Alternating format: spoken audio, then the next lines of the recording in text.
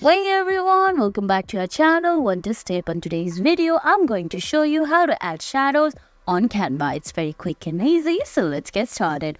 First, you have to open the Canva app. If you don't have the app yet, you can get it from Google Play Store or Apple App Store.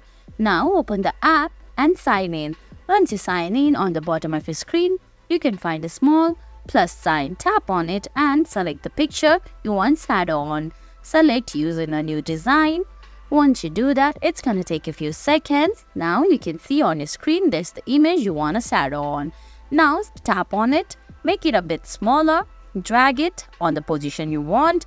Now you have to select effects. Once you do that, you can see there's Magic Studio, effects and apps. Select effects and select shadows.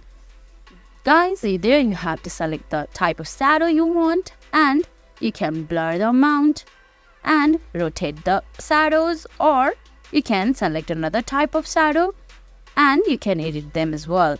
And guys, that's it. That's how you add shadow on Canva. I hope you found this video helpful. If it did, please give it a thumbs up, leave a comment, subscribe to our channel and hit that bell icon. See you in the next video. Thanks for watching.